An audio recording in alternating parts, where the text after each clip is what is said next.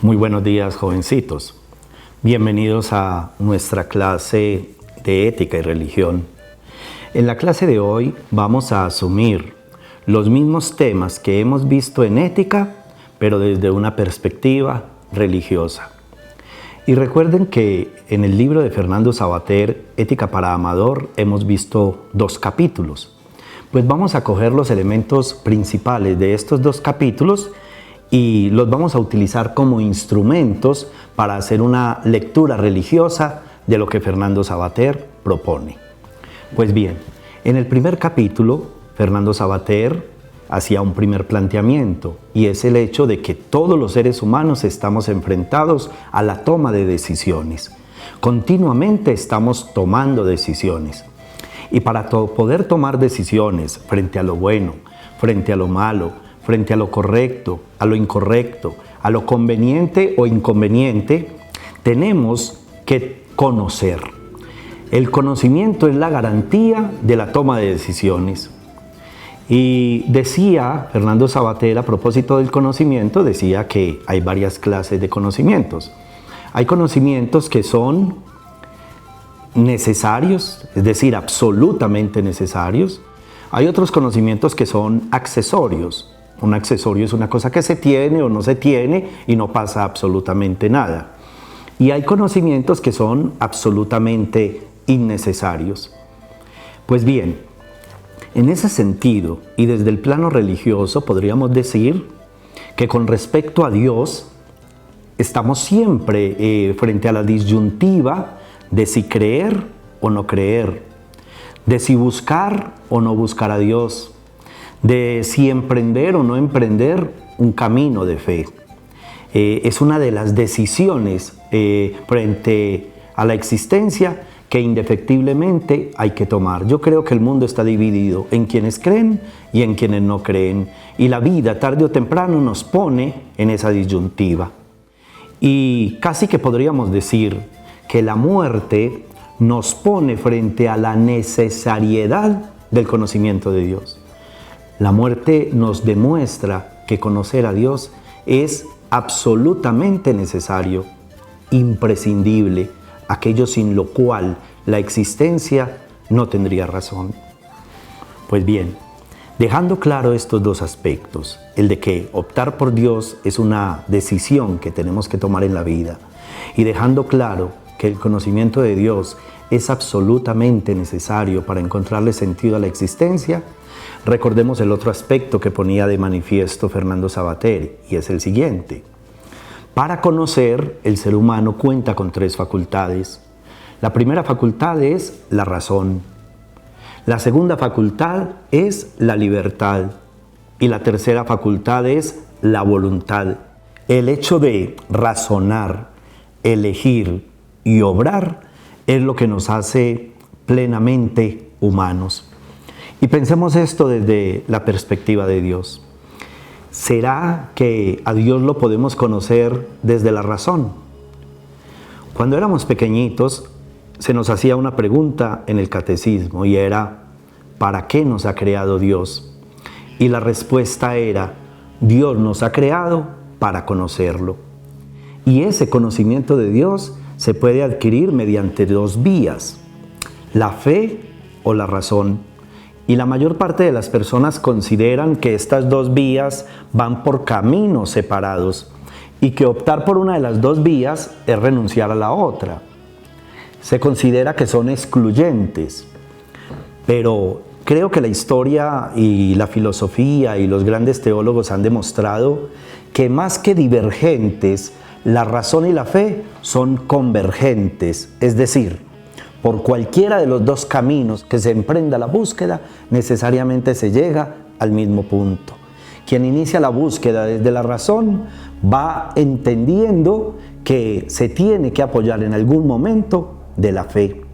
Y quien busca la vía de la fe, en algún momento de su camino necesita comprender. Por eso se resumía tan sabiamente esa búsqueda cuando se decía, es necesario creer para entender, pero también es absolutamente necesario entender para creer. Así que razón y fe en el conocimiento de Dios son absolutamente complementarios, no separados. Pues bien, Dios nos creó para que lo conociéramos y nos dio el instrumento de la razón como método eficaz de esta búsqueda. Basta mirar los acontecimientos de la historia, de la naturaleza, de la vida misma, para que el hombre, a través de mecanismos racionales, pueda comprender, deducir e intuir la existencia de Dios. La segunda facultad que el ser humano tiene para tomar decisiones es la libertad. Y aplicado esto al plano de Dios, sí que es bien interesante, porque la grandeza del hombre con respecto a Dios radica en que somos los únicos seres que estamos dotados de libertad. Inclusive tenemos la libertad de decirle no a Dios. Y Dios quiso jugarse, por decirlo de alguna manera, esa carta de probabilidades con el hombre. Lo dejó a su libre albedrío, a su decisión. Yo pienso que este es un arma de doble filo, porque el hombre puede optar por Dios, pero también puede optar por alejarse de Dios. Y Dios siempre respetará la libertad en el hombre. Es tan difícil a veces tomar decisiones y obrar conforme a esas decisiones que uno muchas veces quisiera no ser libre. De hecho, el ser humano, siendo libre por naturaleza, a lo que más temor le tiene es a la libertad. Inclusive hay frases que justifican ese temor, diciendo que el que obedece no se equivoca, que es más fácil obedecer que mandar, o es más fácil acomodarnos a la moda, a los gustos, o a lo que todo mundo hace. Es más cómodo acomodarse al espíritu de la época que a tomar nuestras propias decisiones. Pero sin embargo, desde las mismas palabras del Génesis, Dios le dijo al hombre: creced y multiplicaos.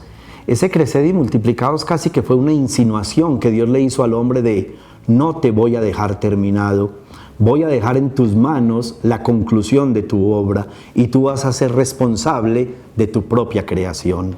Fue un voto de confianza absoluta en la capacidad racional que Dios le dio al hombre, porque la libertad, en última instancia, es el ejercicio de la razón. Se es plenamente libre entre más racional sea, y la racionalidad es una garante de la libertad. Así que Dios quiso que los hombres libremente lo buscaran. Y la tercera facultad, que es la de la voluntad, puede ser aplicable a Dios en el sentido de que vamos a obrar conforme al querer de Dios, a su plan y a su voluntad. Así que si juntamos razón, libertad y voluntad, podríamos preguntarnos: ¿para qué nos ha creado Dios? Y la respuesta sería: Dios nos ha creado para conocerlo a través de la razón, para amarlo a través de la libertad, porque el amor es una decisión. El amor no es ni una obligación ni una imposición, es el ejercicio libre e independiente de optar por alguien, en este caso Dios, y después de amarlo, servirlo. Y lo servimos a través de la voluntad. Y a eso se refiere Dios cuando dice: bienaventurados los hombres de buena voluntad, porque son aquellos que están dispuestos a servir a Dios. Pero en este sentido hay algunos problemas, y es que hay mucha gente que quiere servir a Dios sin amarlo. Por eso no sirven a Dios, sino que se sirven de Dios. Se valen de Dios para servirse a sí mismos. O muchos pretenden amarlo sin conocerlo.